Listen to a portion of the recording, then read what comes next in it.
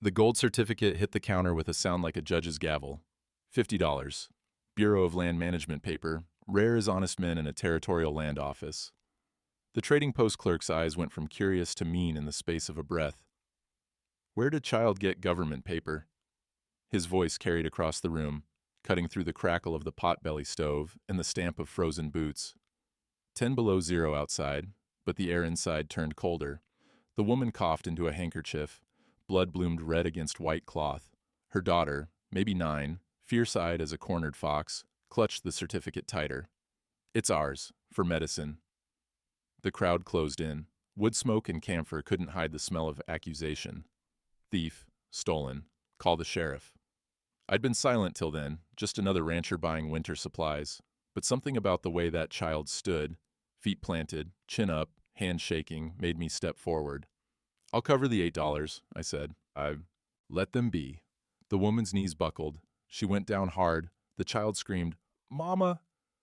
I caught the woman before her head hit the floor, light as a sack of kindling, all bone and fever heat. The child grabbed my coat sleeve with both hands. Please, she needs a doctor. The clerk counted out medicine bottles with hands that shook. $8 worth of camphor and willow bark. Wouldn't save a woman this far gone, but I didn't say it. The crowd parted as I carried her toward the door. Nobody offered help. That's how it is when sickness shows itself public. Folks step back like dying's catching. My wagon stood in the lee of the building, out of the wind that came howling down from the mountains. I laid the woman in the bed, wrapped her in the wool blanket I kept for injured calves. The child climbed up without being told, tucking herself against her mother's side. Town's 12 miles, I said. My place is 3. She won't make 12. The child looked at me with eyes too old for her face. Then take us to yours. I took up the reins, leather stiff with cold, cracking under my gloves. The horses leaned into their collars and we rolled out onto the frozen road. The wind cut through every gap in my coat. Ice formed on the horses' muzzles. Behind me, the woman muttered words I couldn't make out over the screaming wind. The child bent close to listen. Harper, find Ezra. He'll know. My hands jerked on the reins. The horses threw their heads up, confused. I hadn't heard that name, Harper, in 15 years. Hadn't let myself think it in 10. You knew my papa? The child's voice, small and careful. Maybe. What was his name? She pulled back into silence, the way a turtle pulls into its shell. I didn't push. We had 3 miles of frozen hell ahead of us, and a woman who might not last the journey.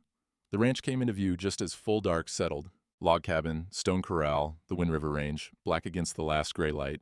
I'd built it with my own hands 20 years back. Lived alone in it for the last 8 since Martha died. Never thought I'd carry another woman across that threshold, but I did. The cabin was cold as a tomb. I laid the woman on my bed, only bed in the place, and got the fire built up high. The child stood in the doorway, taking in everything. My coat on its peg, my rifle over the mantel, the single plate and cup on the shelf. You live here alone? I do. She hung her mother's wet coat on a peg like she'd done it 1,000 times, lined up their boots by the door. Ranch child, I could see that. Knew the small rituals that kept a house running. I put coffee on to boil and heated broth from yesterday's stew. The smell of it, salt and beef and onion, filled the cabin. The woman's breathing came harsh and wet, but steady enough. The child accepted the cup of broth I offered, her hands wrapped around it like it was salvation itself. I noticed the scar on her wrist then, peeked out from under her sleeve when she lifted the cup. Burn mark, shaped like a brand, circle with an H inside. I knew that brand, had used it myself before I sold my half of the ranch and rode away. She caught me staring and pulled her sleeve down quick. How'd you get burned? Branding iron. I was helping Papa. Circle H Harper's brand. The brand we'd shared back when we were partners, back before the fight over water rights and words said in anger that couldn't be taken back. Your Papa teach you ranch work? Everything he knew. Pride in her voice and grief underneath it. Before he died. The fire popped loud. Sparks rose up the chimney. Outside, wind rattled the shutters. The woman stirred, eyes opening to slits. Court date. She coughed, a wet sound that made my chest hurt in sympathy. May 15th. Can't miss it. The child put her hand on her mother's forehead.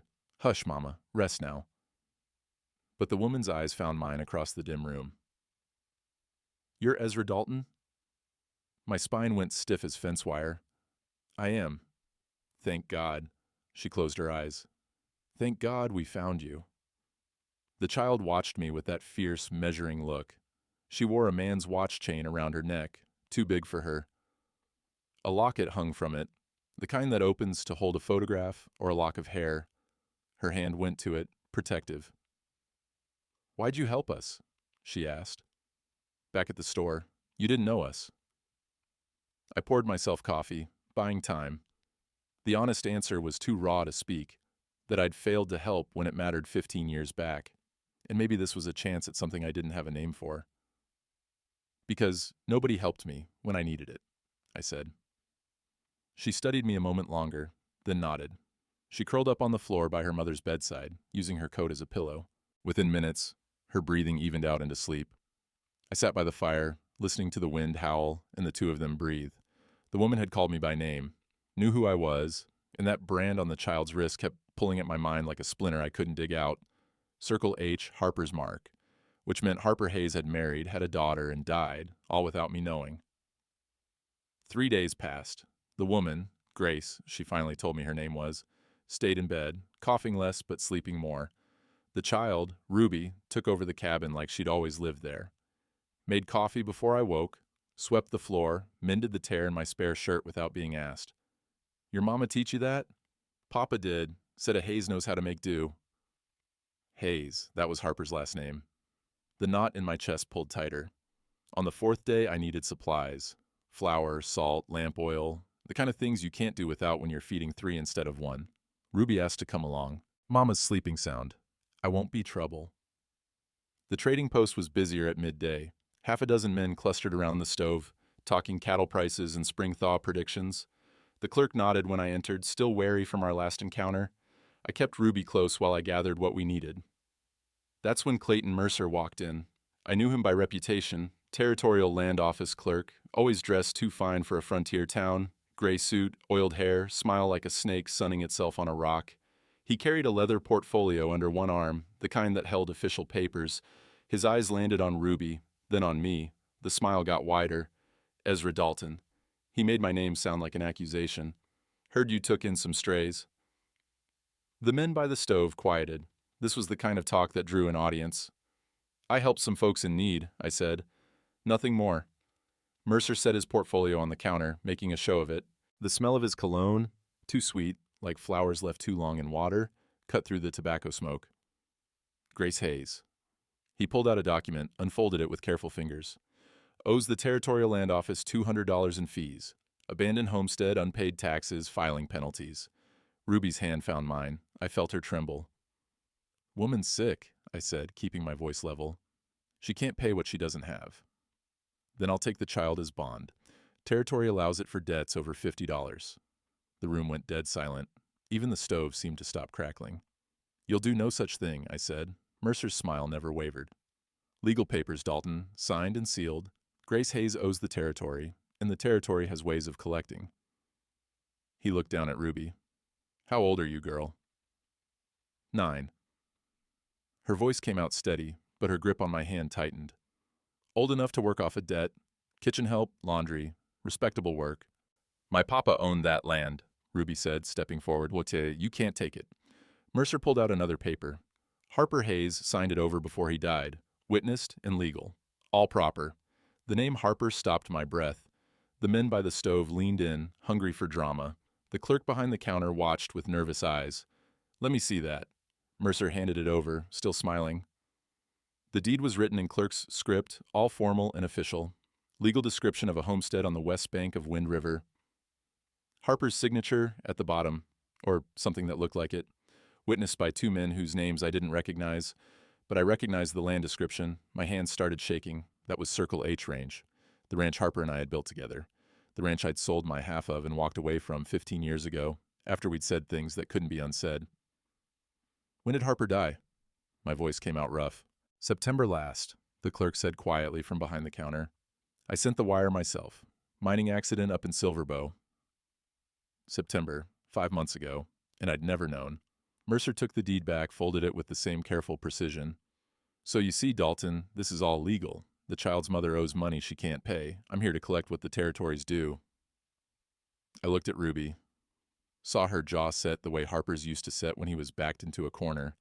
Saw her eyes, gray-blue, like storm clouds, that could have been Martha's eyes, or my sister's eyes, or any number of folks in my family line.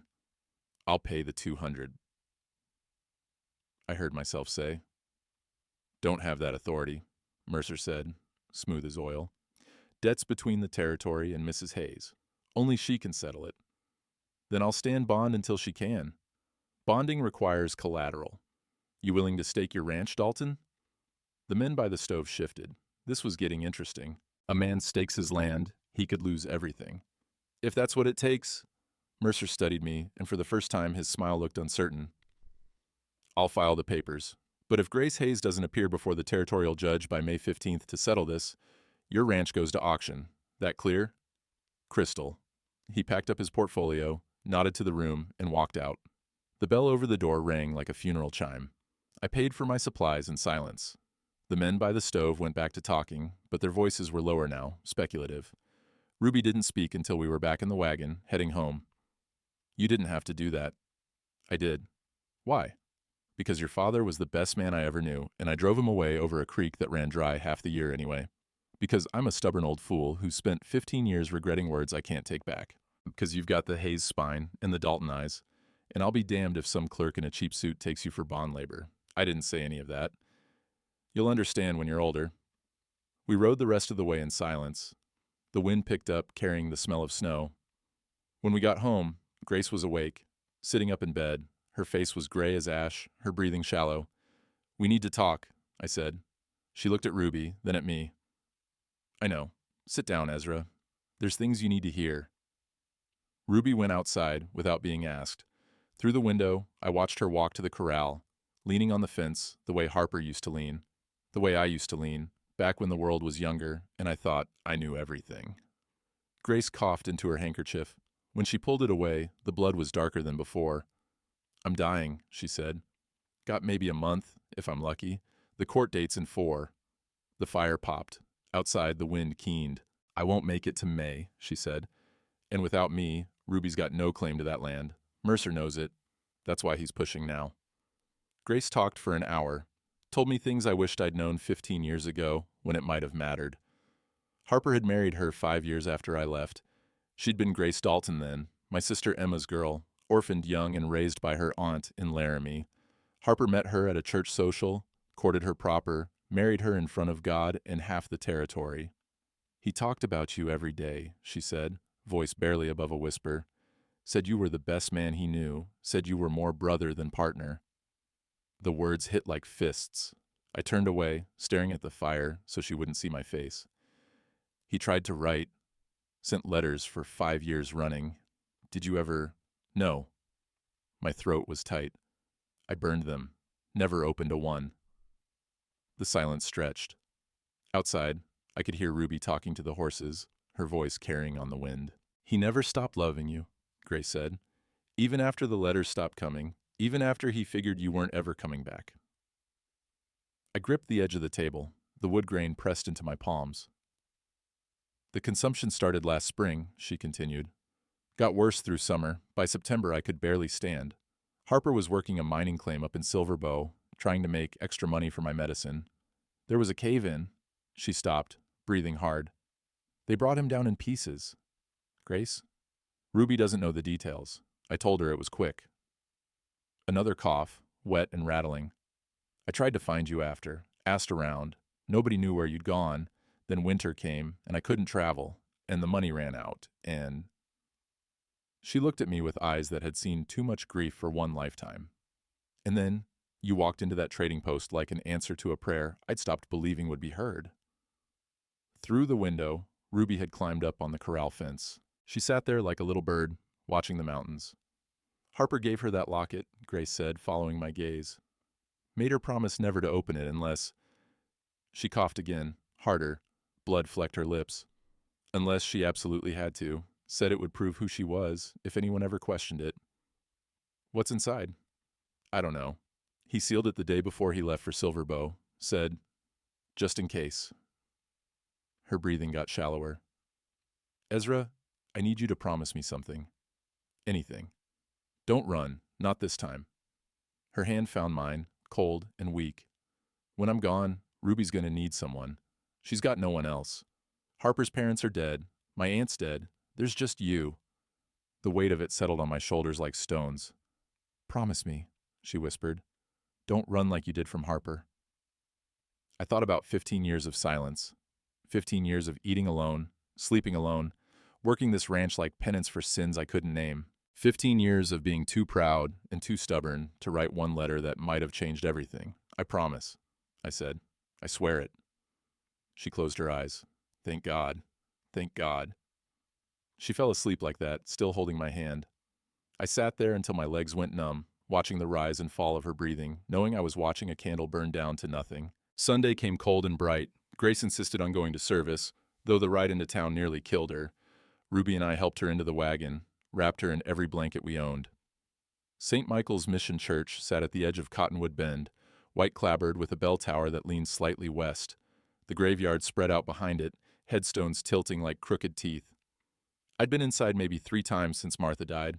Hadn't seen much point in praying to a God who took good women too soon. But Grace wanted to go, so we went. The congregation was small, maybe 30 souls scattered across the pews. Reverend Samuel Holt stood at the pulpit, white-haired and stern-faced, but his eyes were kind. He nodded when we entered, and I saw something in that nod. Recognition. Knowledge. We took a pew near the back. Half the folks turned to stare, the other half looked away, like we carried plague. That's how it is when you show up with the dying. People don't know whether to offer sympathy or keep their distance. After the service, we lingered on the church steps while Grace caught her breath. The smell of pine pews and candle wax clung to our clothes. Ruby stood close, watching everyone who passed. A woman approached, maybe 60, dressed in widow's black. She carried a basket covered with a checkered cloth. Grace Hayes? Her voice was gentle. I'm Beatrice Crowley. I knew your husband. Grace looked up, surprised. Harper did some carpentry work for me after my Albert passed. Good man, honest. She offered the basket. Brought you some cornbread. Heard you've been poorly. That's kind of you, Grace said. Widow Crowley looked at Ruby, then at me. Folks been talking. About Mercer and his papers. Her voice dropped lower. He tried the same thing with my sister 2 years back, after her husband froze to death. Said she owed fees.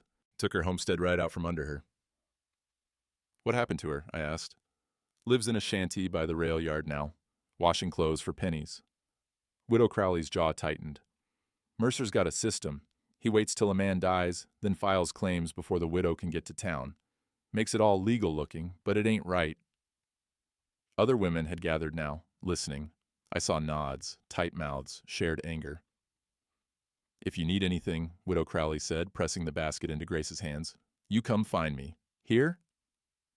Thank you, Grace whispered. After the women dispersed, Reverend Holt came down the steps. He moved slow, like his joints pained him, but his handshake was firm. Ezra Dalton. Been a while. Reverend. I married Harper and Grace, he said, looking at Grace with gentle eyes. September of '78. Prettiest wedding we'd had in years. He turned to me. Buried Harper 6 months ago. He asked for you at the end. My chest went tight. Asked me to find you, if I could. Tell you he forgave whatever you thought needed forgiving. Reverend Holt's voice was soft but steady. Said you were the stubborn type who'd carry guilt till it crushed you. Ruby watched me, silent and measuring. Mercer's been doing this for years, the Reverend continued. Filing false claims, selling land twice over, but he's careful, keeps everything legal looking, hard to prove otherwise. Is there a way?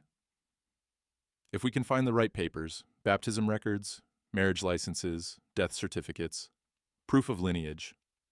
He looked at Ruby. If this child can prove she's Harper's heir, the land claim holds, but it needs to be ironclad.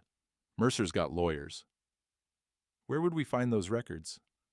I keep the church records, births, deaths, marriages, but land patents, those are federal. Bureau of Land Management. His eyes narrowed.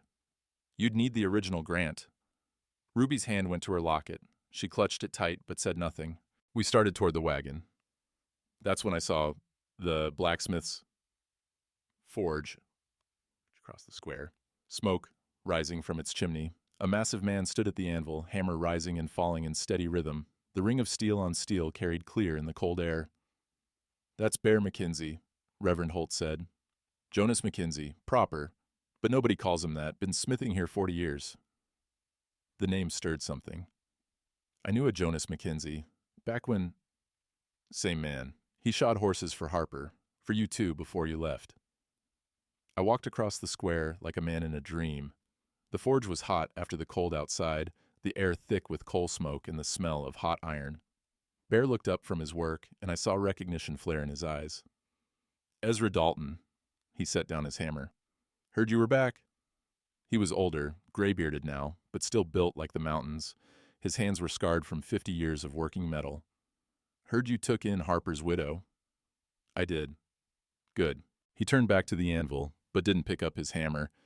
Harper was a good man, better than most deserved. The words stung because they were true. He had me keep something, Bear said, reaching up to a shelf behind the forge. Said if you ever came back, I should give it to you. He pulled down a horseshoe, old iron, worn smooth, but I recognized the mark stamped into it, Circle H, our brand, the brand we'd made together 20 years ago when we thought we'd be partners forever. My hands shook when I took it. Harper said to tell you, Bear's voice roughened, said to tell you honest iron don't lie, and a true horseshoe rings clear when you strike it. He picked up his hammer and tapped the shoe, gentle.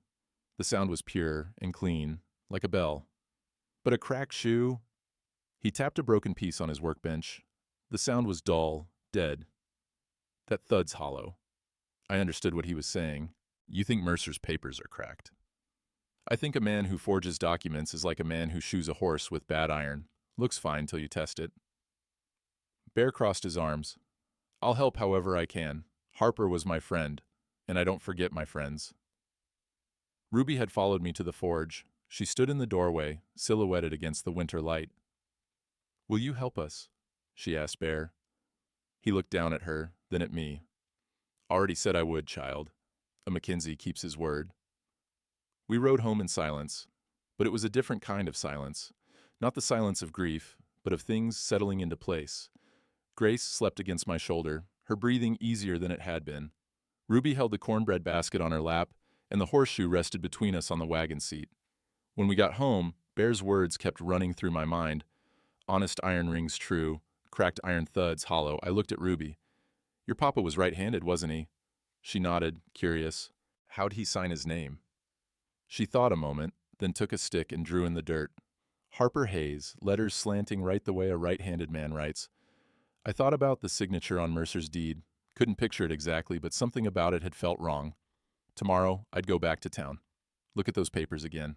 But tonight, I hung Harper's horseshoe over the door. It caught the last of the daylight and gleamed like a promise. February came in with a false thaw. The snow turned to slush, and for 3 days the world smelled like wet earth and possibility. Grace rallied enough to sit by the window, watching Ruby work the cattle with me. The child had a gift for it, spotted a heifer with hoof rot before I did, knew which calf was nursing weak just by watching. She moved through the herd like she belonged there, talking soft to the animals, her hands gentle but sure. That's a Circle H cow, she said, pointing to a heifer with our old brand. And that one. And those 3 over there. I'd bought Harper's half of the herd when I sold my share of the land. Figured it was the least I could do, though I'd never said so in the letter I'd sent through lawyers. Some of those cows were 15 years old now, great-grandmothers to the calves wobbling around on new legs. Your papa teach you to read brands? Taught me everything, said a Hayes knows cattle like a preacher knows scripture. She looked up at me, squinting against the weak sun. This was his land, wasn't it? Before. Our land, his and mine together. Why'd you leave? The question was simple. The answer wasn't. We fought over water rights. Creek ran between our sections, and we both needed it for cattle. Got ugly, said things we shouldn't have. I watched a calf nurse from its mother. I was too proud to bend and too stubborn to stay. Papa said you were the most stubborn man in Wyoming. Despite everything, I almost smiled. He was probably right. He also said you were the most honest. She kicked at a clod of mud. Said if you gave your word, you kept it, even if it cost you everything. The words sat heavy in my chest. We worked until dark, then headed into town for supplies. The trading post was quiet, just a few men around the stove. I was loading flour and salt into the wagon when Mercer's voice cut through the evening air. Dalton! He came striding across the square, portfolio under his arm, 2 men trailing behind him, official types with badges and hard eyes. The telegraph operator followed at a distance, nervous. "Need a word with you." Ruby pressed close to my side. I felt her trembling, or maybe that was me. "Say what you need to say." Mercer opened his portfolio with that same careful precision. "I've been doing some research. Interesting what you find in old land records." He pulled out a document, unfolded it. "This is the original deed for the Circle H Ranch, filed 1868, owned jointly by Ezra Dalton and Harper Hayes." My jaw tightened. "And here, another paper. Transfer of ownership, dated March 1868. Ezra Dalton sells his half to Harper Hayes for $500. He looked at me over the paper. "That's your signature, isn't it?" "It is." "So, Harper Hayes owned the Circle H Ranch outright, full ownership." Mercer smiled. "Which means when he signed it over to the territory," he pulled out the deed he'd shown me before, "he had every legal right to do so." The men around the stove had gone quiet. Ruby's hand found mine. I took the paper, studying it closer this time. The land description was exact. West bank of Wind River, sections 12 through 16, Circle H Range. Harper's signature at the bottom, dated October 10th, 1882. Something about it nagged at me. I looked at the telegraph operator. "You said Harper died in September." "September 15th, he confirmed, voice shaking slightly. "I sent the wire to his wife myself." I looked back at the signature, at the way the letters slanted. "Man can sign papers before he dies," Mercer said smoothly, but the signature slanted left, just slightly, but enough to notice if you were looking. And Ruby had drawn Harper's name in the dirt just yesterday, letters slanting right, the way a right-handed man writes. "Let me see that original deed," I said, "the one from '68. Mercer hesitated, then handed it over. Harper's signature was there, next to mine, letters slanting right, decisive and clear. Not a doubt in my mind it was genuine. I held both papers up to the lamplight streaming from the trading post window. Same name, different slant. "These don't match." "What?" Mercer's voice had an edge now. "Harper's signature. On the original deed, it slants right. On your deed, it slants left." I looked at him hard. Either Harper forgot which hand he wrote with, or somebody else signed his name. The silence was absolute. Even the wind seemed to hold its breath. "You're seeing things," Mercer said, but his voice had lost its smooth confidence. "It's the same signature." "It ain't." Bear's voice came from behind us. I hadn't heard him approach, but there he stood, massive and solid. "I've got Harper's receipts going back 20 years. Man wrote right-handed, always." Mercer's face went red. "This is preposterous. The deed is legal and witnessed." "By who?" I asked. "Let me see those witness names." He snatched the paper back, but not before I'd read them. Thomas Brill and Samuel Curtis. I didn't know either name, and I knew most men in this territory who'd been here more than 5 years. "Where are these witnesses now?" Bear asked. "How should I know? They witnessed and moved on." "Convenient," I said. One of the men with badges stepped forward. "Mr. Mercer, perhaps we should examine—" "There's nothing to examine." Mercer's composure cracked. "The deed is legal, filed and recorded. Whether Dalton likes it or not, Harper Hayes signed over that land, and Grace Hayes owes the territory $200 in fees." "Or what?" Ruby's voice was small but fierce. "You take our land? Like you took Widow Jensen's? Like you tried to take Widow Crowley's sisters?" Mercer looked down at her and something ugly crossed his face. "Child, your mother's dying. When she's gone, you'll have nothing. No land, no money, no family. The territory takes care of orphans. You could do worse than honest work in a good household." "She's got family," I said, my voice hard as iron. "She's got me." "You?" Mercer laughed, sharp and mean. "You've got no legal claim to this child. Grace Hayes might as well be a stranger to you." "She's my niece," I said, the words coming out before I'd meant to speak them. "Grace Dalton, daughter of my sister Emma, who died when Grace was 12.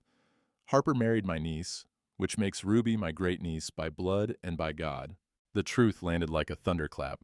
Ruby stared at me, eyes wide. The men around the stove leaned forward. Mercer's mouth opened and closed. "That's a lie," he finally said. "Reverend Holt's got the baptism records," Bear said quietly.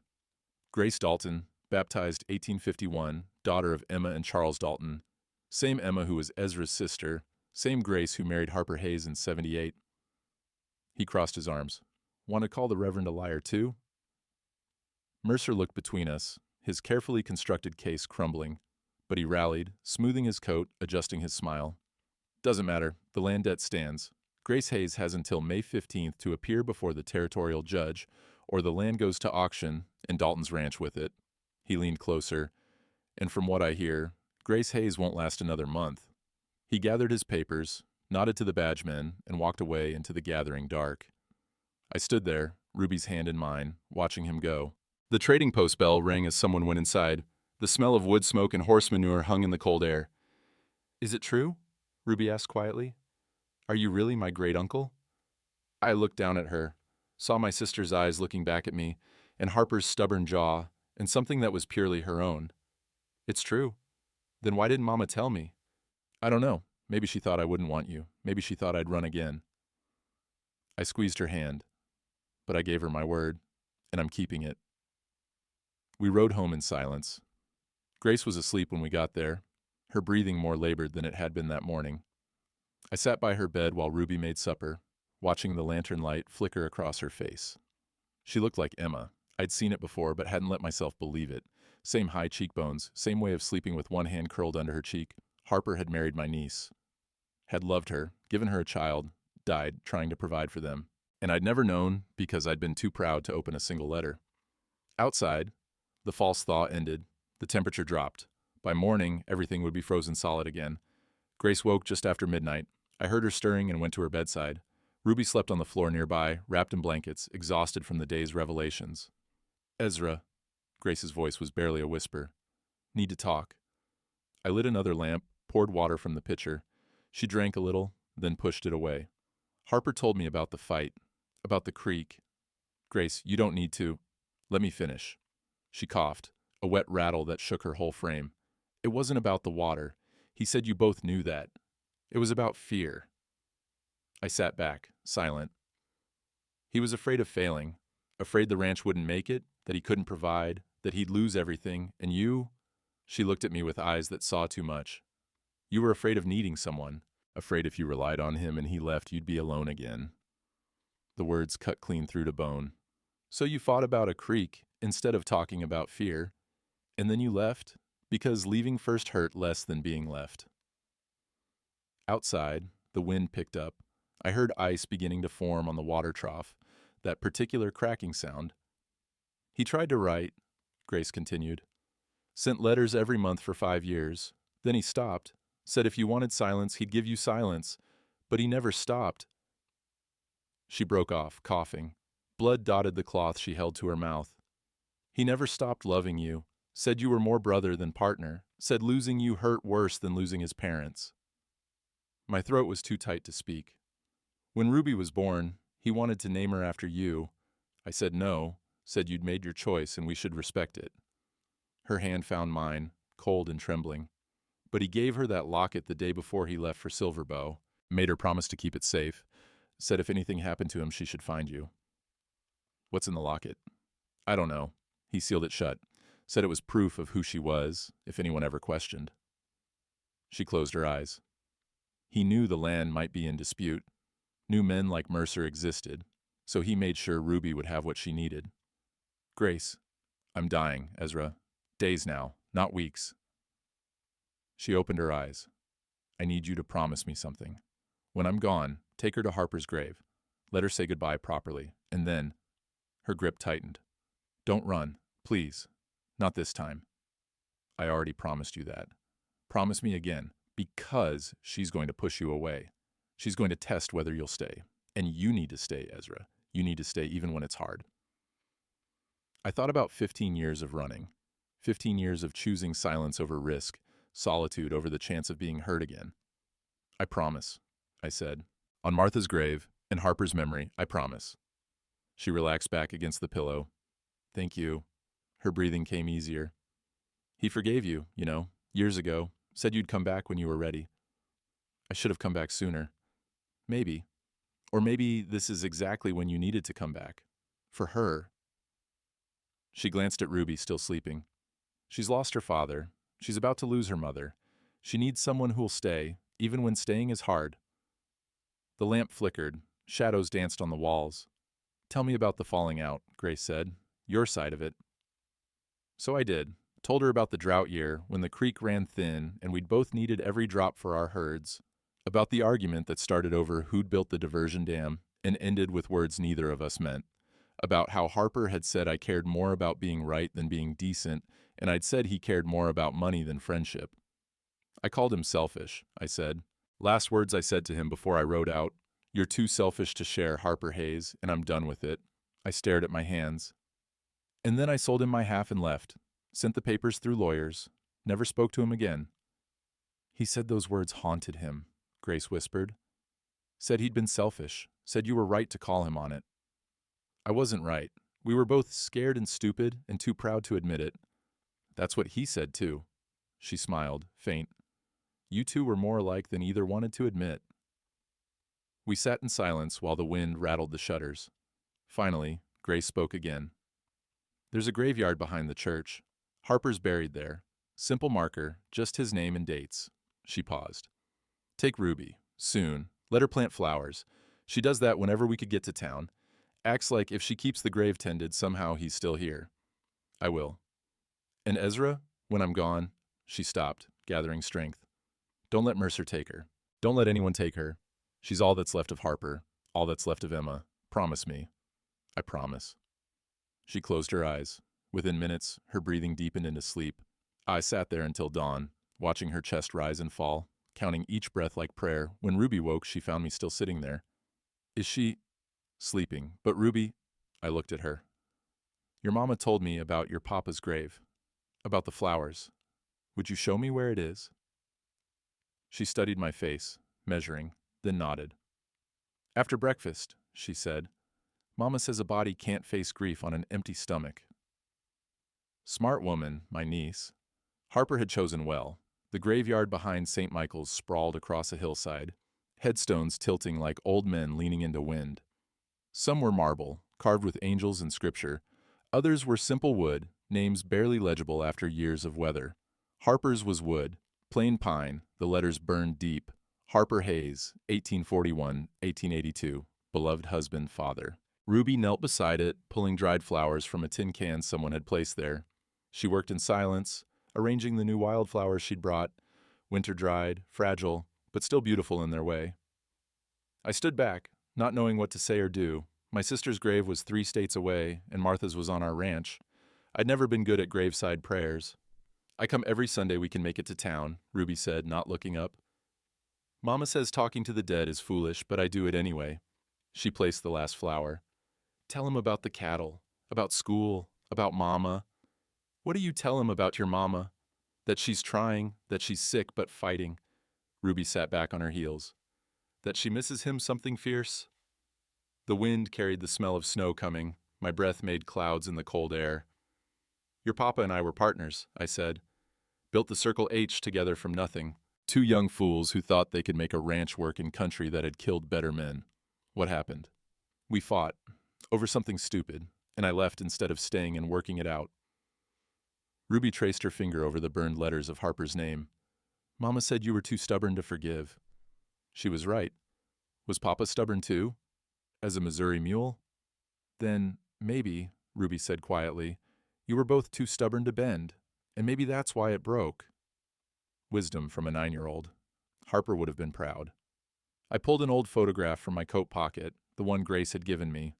3 people. Harper, young and grinning, me, barely 20 trying to look serious, and a girl between us, maybe 13, all knees and elbows, and Emma's smile. "That's Mama," Ruby breathed, taking it gently. "That's your Mama, my sister's daughter." I pointed to Emma. "That's your grandma, Emma, my sister. She died when Grace was 12. Consumption, same as what's taking Grace now." Ruby stared at the photograph. "You're really my great-uncle?" "I really am." "Then why didn't you come before? When Papa died? When Mama got sick?" The question I'd been dreading. "Because I didn't know. Your Papa tried to tell me, sent letters for years, but I was too proud to read them, too stubborn to admit I'd been wrong." I knelt beside her.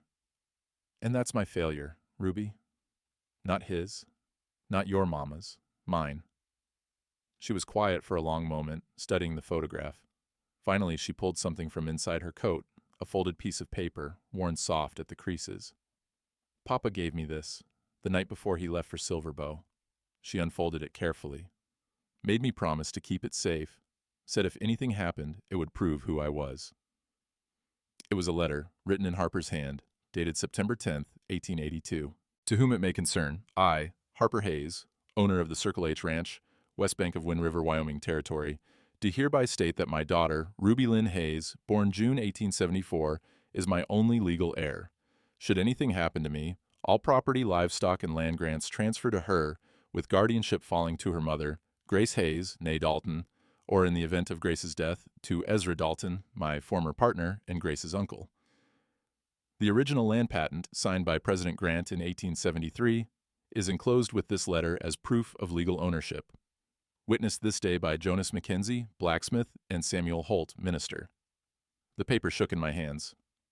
There's more, Ruby said. She opened her locket for the first time in my presence. Inside was a folded piece of paper, smaller than my thumbnail, and a tiny daguerreotype. She unfolded the paper with careful fingers. It was a land patent. Federal seal clear as day, signed by President Ulysses S. Grant, dated April 15, 1873. Granting Harper Hayes full ownership of Sections 12 through 16, west bank of Wind River, Wyoming Territory. Papa said this was the most important thing we owned, Ruby whispered. Said paper could be forged, but federal patents couldn't. Said if anyone ever tried to take our land, I should show them this. I looked at the daguerreotype. Harper, holding baby Ruby, his face full of pride and love and hope. Why didn't you show this to Mercer? I asked. Because Papa said only show it to someone I trusted, someone who wouldn't steal it. She looked at me with those old eyes. I didn't know if I could trust you yet. And now? You promised Mama you wouldn't run. You promised me. She closed the locket carefully. And Papa said you were a man who kept his word, even when it cost everything. I pulled her into a hug. She was stiff at first, then softened, pressing her face against my coat. We're going to fight this, I said into her hair. Mercer and his fake deeds. We're going to fight it, and we're going to win. How? With truth, and with friends. I stood, helping her up. Come on, we've got work to do. We went straight to Bear's forge. He was working iron, the ring of his hammer carrying across the square. When he saw what Ruby had, his face split in a grin. Federal patent, signed by Grant himself. He held it up to the light, examining the seal. This beats any territorial deed. Federal law trumps territorial every time. But Mercer's got witnesses, I said. Names on his deed. Witnesses can be bought. Federal seals can't. Bear set down his hammer. But we need more. We need to prove his deed is false before we show our hand. Otherwise, he'll just claim this is forged too. Reverend Holt arrived, drawn by the urgency in our voices. He read Harper's letter, then examined the patent. I witnessed this letter, he said. September 10th. Harper came to me the night before he left for Silverbow. Said he had a bad feeling. The Reverend's voice roughened. He knew the mines were dangerous, wanted everything in order. Can you testify to that in court? I asked. I can, and I can bring the church records, baptisms, marriages, deaths, everything that proves the chain of ownership. We need to look at Mercer's deed again, Bear said. Close. Compare the signatures. He won't let us, I said. Then we find another way. Bear stroked his beard, thinking. The Territorial Land Office keeps copies. Original deeds get filed there. If we can get a look at the file. I know the clerk. Widow Crowley's voice came from the forge doorway. We all turned. She stood there with 3 other women, all of them in widow's black. My cousin works in the Territorial Office in Cheyenne. She owes me a favor. How fast can she get information? I asked. Telegraph takes a day. Return message takes another day. Widow Crowley stepped forward. What do you need? Names of Mercer's witnesses, Thomas Brill and Samuel Curtis. If they're real, they'll be in the records. If they're not, then his deed is false and we've got him. Bear's grin turned fierce. I'll compare the signatures. I've got Harper's invoices going back 20 years. I can prove the handwriting doesn't match. Reverend Holt nodded slowly. This could work, but we need to be careful. If Mercer suspects we're investigating, he'll destroy evidence. Then we keep quiet, I said. Do the work behind closed doors. Present everything at once at the court hearing. May 15th. Ruby said quietly. That's still 2 months away. Your mama won't last 2 months, Widow Crowley said, gentle but honest. The truth hung in the air like smoke. Then we move faster, Bear said. I'll get the signature analysis done this week. Widow Crowley, send that telegraph today. Reverend, gather every record you've got. He looked at me. Dalton, you keep that patent safe. And that letter. They're the foundation of everything. I will. And one more thing. Bear went to a shelf and took down Harper's horseshoe. At the hearing, I'm bringing this. Going to perform the ring true test in front of the judge. Show everyone what honest iron sounds like and what false iron sounds like. You think that'll work? I asked. I think truth has a sound all its own, and folks recognize it when they hear it, even if they don't want to. He held up the horseshoe. This belonged to an honest man. It'll ring true, and Mercer's lies will ring hollow. You watch. We left the forge with something we hadn't had before, a plan, and hope. Ruby walked beside me, her hand in mine. The locket bounced against her chest with each step. Uncle Ezra? She said quietly. Yeah? Thank you. For staying. For fighting. I squeezed her hand. That's what family does. The wind picked up, carrying the smell of the forge and winter and something else. The faint promise of spring, still months away, but coming nonetheless.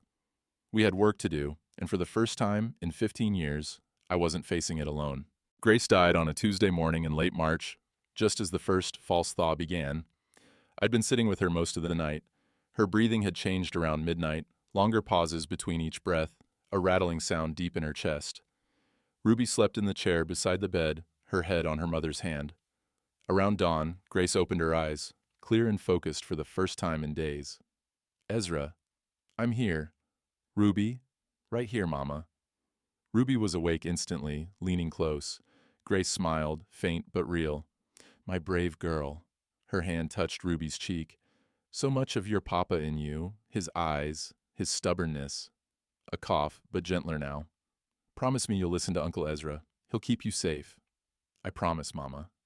And Ezra, Grace's gaze found mine. The locket. Make her show you.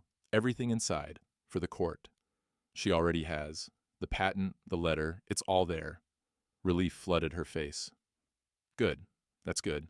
Her breathing grew shallower. Don't let Mercer win. That land is Ruby's birthright. Harper's legacy. I won't. I swear it. She closed her eyes. I'm so tired. Then rest, I said. We've got it from here. Tell Harper. She paused, gathering breath. Tell him I kept our girls safe. Tell him. Another pause, longer. Tell him I loved him. Every day. Every single day. I will. Her hand loosened in Ruby's grip.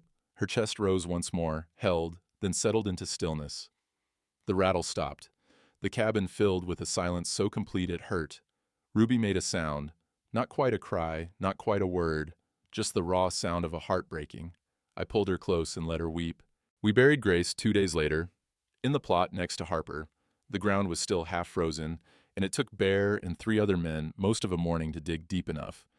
Reverend Holt spoke words about resurrection and eternal rest, but I barely heard them. I watched Ruby instead. She stood between me and Widow Crowley, her face like carved stone. Didn't cry, didn't speak. Just stared at the pine coffin as they lowered it into the earth. When it was done, when the last shovelful of dirt had been placed, Ruby walked to the grave and set down a bundle of dried wildflowers. Then she turned and walked away without a word.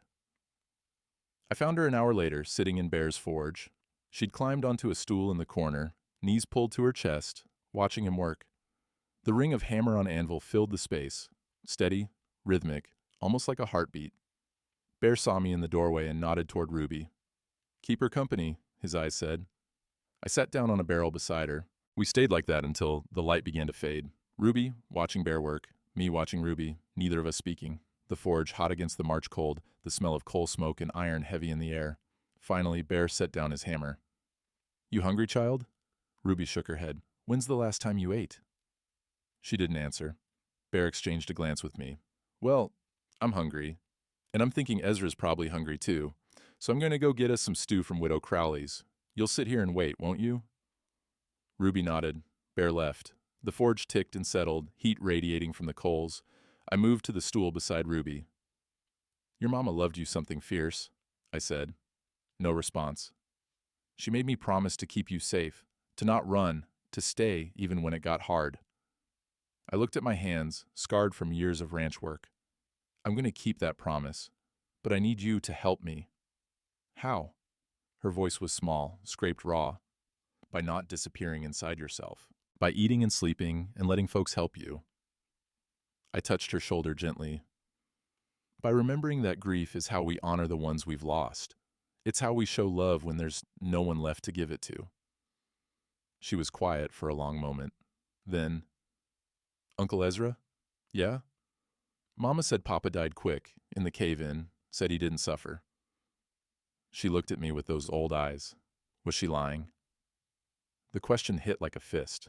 I thought about all the ways I could answer, the comforting lies, the gentle evasions. But Ruby deserved truth. I don't know, I wasn't there. But your mama believed it. And sometimes belief is all we've got to hold on to. She nodded slowly. She suffered. At the end, I could see it. I know. Is it always like that? Does dying always hurt? Sometimes. Not always. I chose my words carefully. But the loving, that never hurts. And your mama? She loved you clear through to the end. That was stronger than any pain. Ruby leaned against me just slightly, the first crack in her stone facade. The court date's May 15th, she said. That's 6 weeks. I know. Mercer's going to try to take the land. Say I'm an orphan with no claim. He can try, but we've got the patent, we've got Harper's letter, we've got Reverend Holt's testimony and Bear's signature analysis. I put my arm around her thin shoulders. And we've got each other. That counts for something. Does it? It does, in court and everywhere else. I pulled her closer. You called me Uncle Ezra at your mama's grave. First time without being prompted. You are my uncle. I am. And that means you're stuck with me for better or worse, till one of us is in the ground next to your folks. She was quiet. Then, so soft I almost missed it. Promise? I promise. On your papa's memory and your mama's grave. I promise. Bear returned with 3 bowls of stew. We ate in the forge, the warmth of the fire and the food slowly bringing color back to Ruby's face. She didn't finish her bowl, but she ate half. That was enough. That night, back at the ranch, I hung Grace's shawl on the peg next to Martha's. 2 women I'd failed in different ways. 2 women I couldn't save. But Ruby I could still protect. I pulled out the papers we'd gathered, Harper's letter, the federal patent, Reverend Holt's baptism records, spread them on the table, and studied them by lamplight. Tomorrow, Widow Crowley's cousin would send word about Mercer's witnesses. Bear was nearly done with his signature analysis, the pieces were coming together. All we needed was 6 more weeks. 6 weeks to get to court, 6 weeks to prove Ruby's claim. Outside, the wind carried the smell of melting snow. Spring was coming, whether we were ready or not. And with it, Judgment Day. May 15th came with clear skies and warm sun. Spring had broken for real this time. The meadows green, wildflowers pushing through the grass, meadowlarks singing from fence posts. The kind of day that makes you believe in second chances. St. Michael's Church was packed, every pew filled, folks standing along the walls, more crowded on the steps outside. Word had spread that this wasn't just about one homestead. This was about every widow, every orphan, every family that Mercer had tried to rob with his forged papers and legal tricks. The territorial judge sat behind a table at the front, his black coat dusty from travel. Judge William Harrison, up from Cheyenne for the spring circuit. He had a reputation for being fair but hard, a man who went by law and evidence, nothing more. Mercer sat at one table, his lawyer beside him, a thin man with wire spectacles and a briefcase full of papers.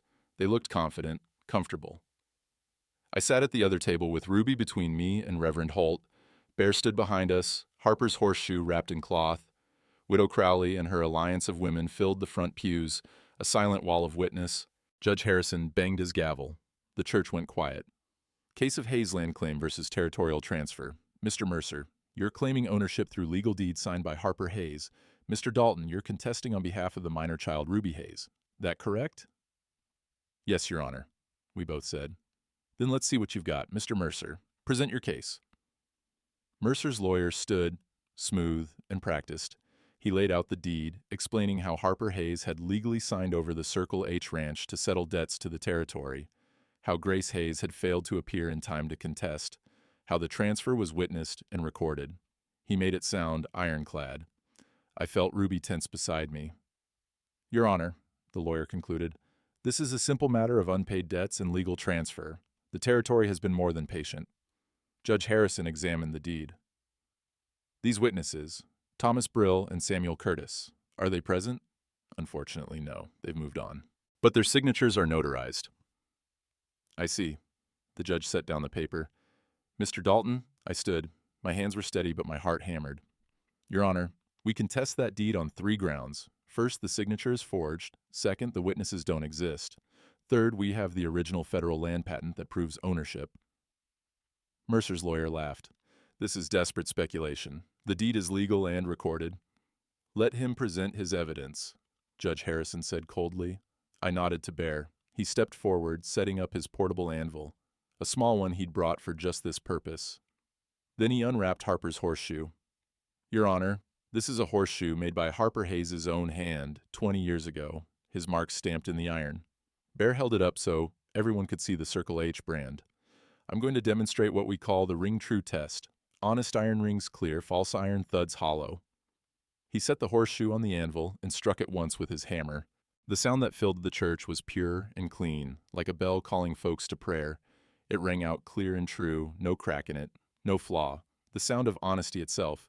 The crowd murmured. Even Judge Harrison leaned forward. Now, Bear said, I'm going to strike this deed. He laid Mercer's paper on the anvil and tapped it with the hammer. The sound was flat, dead, like hitting mud. That's the sound of a lie, Bear said quietly. The church erupted in whispers. Mercer's face went red. His lawyer started to object, but Judge Harrison held up his hand. Interesting demonstration, but I need more than symbolism. Then here's facts, Your Honor. Bear pulled out a sheaf of papers. These are Harper Hayes' invoices going back 20 years, his signature on every one. Note how the letters slant right. That's how a right-handed man writes. He laid Mercer's deed beside them.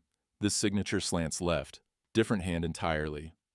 Judge Harrison compared them carefully. His expression never changed, but I saw his jaw tighten. Furthermore, Bear continued, I contacted the Territorial Land Office in Cheyenne. The witnesses listed on this deed, Thomas Brill and Samuel Curtis, don't exist in any territorial records. No property, no taxes, no legal documents of any kind. They're ghosts. That's preposterous, Mercer stood. My witnesses were bought and paid for? Widow Crowley's voice rang from the pews. Like the witnesses you used on my sister's homestead? And Widow Jensen's? And how many others? Other women stood, nodding. A chorus of agreement filled the church. Judge Harrison banged his gavel. Order. Mrs. Crowley, are you saying Mr. Mercer has done this before? 6 times that I know of, Your Honor. Waits till a man dies, then files claims before the widow can make it to court. Always the same story, unpaid fees, legal transfer, convenient witnesses who vanish after. The judge's eyes went to Mercer, cold as January ice. Your Honor, these are slanderous accusations, Mercer's lawyer began. Reverend Holt, I said, your testimony. The Reverend stood, carrying the church record book. I witnessed Harper Hayes' last letter, dated September 10th, 1882, 5 days before he died in the mining accident. He opened the book. Here's my entry, and here's Harper's death certificate, which I filed. He died September 15th. He laid both documents before the judge. Mr. Mercer's deed is dated October 10th, a month after Harper Hayes was buried in the ground behind this very church. The silence was absolute. Judge Harrison looked at Mercer. Care to explain how a dead man signed a deed?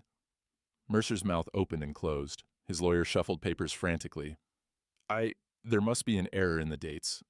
No error, I said. I pulled out Ruby's locket. Your Honor, this is the original federal land patent signed by President Grant in 1873. It grants Harper Hayes full legal ownership of the Circle H ranch. I handed it to the judge. He examined it carefully, holding it to the light, checking the seal. This is genuine, he said quietly. And this, I added, giving him Harper's letter, is Harper Hayes' last testament, witnessed by Reverend Holt and Jonas McKenzie, stating that his daughter Ruby is his sole heir. The judge read it twice. Then he looked at Ruby. Stand up, child. Ruby stood, her hand finding mine. You're Ruby Hayes, daughter of Harper Hayes and Grace Hayes, née Dalton? Yes, sir. And Grace Dalton was the daughter of Emma Dalton, sister to Ezra Dalton? Yes, sir. Making Ezra Dalton your great-uncle by blood? Yes, sir. Judge Harrison set down the papers. He looked at Mercer with something close to disgust. Mr. Mercer, this deed is a forgery. The signature is false. The witnesses are fabricated. The date is impossible. He picked up his gavel. I'm ruling in favor of Ruby Hayes. The Circle H Ranch belongs to her by federal patent and legal inheritance. Furthermore, I'm ordering an investigation into all land transfers filed by your office in the past 5 years. The gavel came down like thunder. The church erupted, cheering, shouting, Widow Crowley and her women embracing. Bear clapped me on the shoulder so hard I nearly fell over. Ruby stood frozen, staring at the judge. You mean we won? We won, I said. She turned and threw her arms around me. I held her tight while she shook with sobs, not grief this time, but relief, the kind of crying that comes when you've been holding your breath for so long you forgot what air felt like. Mercer tried to leave, but 2 territorial marshals blocked the door. Judge Harrison had already signed the warrant for his arrest. As they let him out, he looked back once, not at the judge or the crowd, at Ruby. And in his eyes, I saw the same thing I'd been fighting in myself for 15 years. The knowledge that pride and greed had cost him everything that mattered. Outside, the sun was warm on our faces. The smell of spring, grass, and flowers and turned earth filled the air. Meadowlarks sang from the churchyard fence. Ruby held the locket tight, then opened it one more time. She looked at the tiny photograph of Harper holding her as a baby. We did it, Papa, she whispered. We kept the land. Bear came up beside us, carrying Harper's horseshoe. This belongs over your door now, both of you. Our door, Ruby said, looking up at me. Right? Right, I said. Our door, our ranch, our family. She smiled then, the first real smile I'd seen since Grace died. We walked back to the wagon together, past the graves where Harper and Grace rested side by side. Ruby stopped and laid wildflowers on both. I kept my promise, Mama, she said. I stayed with Uncle Ezra, and he stayed with me. The wind carried the scent of pine and new grass. Somewhere in the distance, cattle lowed. The sound of home. The ride home took 3 hours, but it felt like minutes. Ruby sat between me and Bear, who'd offered to help hang the horseshoe proper. She talked the whole way, really talked, not the careful words of a child testing whether adults would listen, but the rushing stream of a girl who'd finally been heard. She told us about Harper teaching her to rope, about Grace's cornbread recipe, about the day they'd found a wolf pup in the barn and nursed it back to health before setting it free. Stories I'd never hear if she hadn't decided to trust me. Papa used to say the land doesn't belong to us, she said, watching the mountains. We belong to it. Said our job was to take care of it so it could take care of us. Smart man, your papa, Bear said. He was. She looked at me. You were smart too once, before you got stubborn. I laughed, despite myself. Your papa tell you that? Mama did. Said you and Papa were too much alike. Both thought being right mattered more than being together.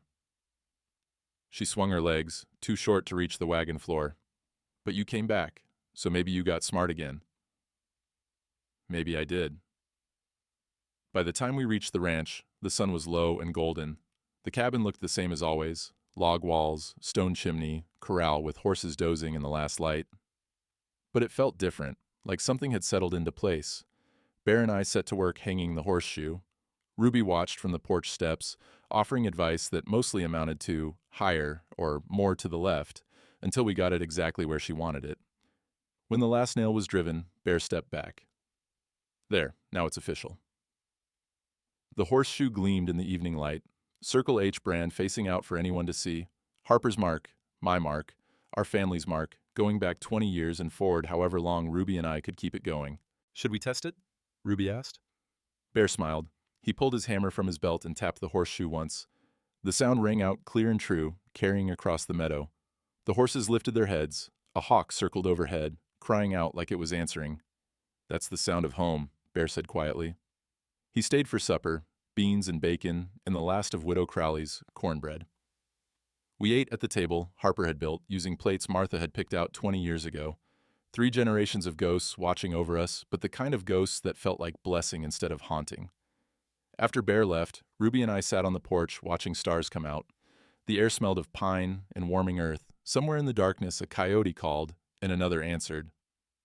Uncle Ezra? Yeah? When I'm grown, I'm going to run this ranch. Make it the best in Wyoming territory. She leaned against my shoulder. But you'll still be here, right? To teach me? Long as I'm able. Good. She was quiet a moment. Mama said you were afraid of needing people. Said that's why you left Papa. The truth, spoken simple by a child. She was right. Are you still afraid? I thought about it, about 15 years of living alone, of believing independence was the same as strength, about all the letters I'd burned, the reconciliations I'd refused, the family I'd denied myself because asking for help felt like failure. A little, I admitted. But I'm more afraid of losing you than I am of needing you, so I reckon that's progress. She nodded, satisfied. Papa used to say being brave isn't about not being scared. It's about doing the right thing even when you're scared. Your papa was a wise man. I know. She yawned, suddenly small and young again. Will you tell me about him tomorrow? About when you were partners? Before the fight? I will. I'll tell you everything I remember. Promise? Promise. She went inside to bed. I sat a while longer, listening to the night sounds. The creek running clear after the spring melt, the wind in the pines, the soft sounds of horses shifting in the corral. Above the door, Harper's horseshoe caught the moonlight. 20 years it had waited in Bear's Forge. Now it was home again, watching over his daughter the way he couldn't. I touched the door frame, rough wood under my palm. I kept my word, Harper, I said to the night. She's safe. The land's hers. And I'm staying. I paused. I'm sorry it took me 15 years to get here. Sorry for every word I said in anger. Sorry I never opened your letters. The wind shifted, carrying the scent of the meadow, grass and wildflowers and rich earth. I chose to believe that was answer enough. Inside, I could hear Ruby singing to herself, some song Grace must have taught her. The sound of a child who'd been orphaned twice but was learning to be a daughter again. Tomorrow we'd start fixing the fence line. Next week we'd begin spring branding. Come fall, we'd drive the cattle to market together. All the tomorrows I'd thought I'd lost. When I rode away from Harper, I was getting back through Ruby. Not the same. Never the same. But maybe better. Maybe exactly what we both needed. I went inside and closed the door. The horseshoe gleamed in the lamplight, honest iron keeping watch. Home. Now, I ain't saying Ezra Dalton became a saint overnight. Man still had his rough edges, and Ruby, Lord, that child had her papa's stubborn streak running bone deep. But something changed that spring of 1883. Something the old-timers around Cottonwood Bend still talk about when the whiskey flows and memories get loose. They talk about the day Bear McKenzie struck a horseshoe in St. Michael's Church, and the sound carried clear to the mountains. How a 9-year-old girl opened a locket and brought a land thief to his knees with nothing but truth and a federal seal. How honest iron don't lie, even when men do. Ezra never did get over the guilt of those 15 lost years. You could see it sometimes in the way he'd stop mid-sentence and stare at nothing, like he was trying to see through time to the friend he'd abandoned. But Ruby gave him something better than forgiveness. She gave him purpose, a reason to stop looking backward and start building forward. They worked that Circle H ranch together, her learning from him learning just as much from her. By the time Ruby turned 18, she could read land law better than most lawyers and rope a steer faster than any hand in the territory. Married a good man named Tom Brennan, raised 3 daughters on that same meadow where her grandfather and great-uncle had once fought over water that flowed free enough for everyone. The horseshoe still hangs above the door, rusted now, but the Circle H marks clear as ever. Harper's brand, Ezra's promise, Ruby's inheritance. The land doesn't care about grudges or pride, 15 years of stubborn silence. It just waits, patient as stone, faithful as seasons, for honest hands to work it again. Spring came early that year, 1883. The meadowlarks returned before anyone expected. Wildflowers bloomed in places they'd never grown before, and an old man learned that family isn't just who you're born to, it's who you choose to stay for, even when staying costs everything you thought you knew about being strong. The creek still runs between those sections, clear and cold, and if you listen close on quiet evenings, some folks say you can still hear the ring of honest iron echoing across the valley. Truth has a sound all its own, and it don't never fade.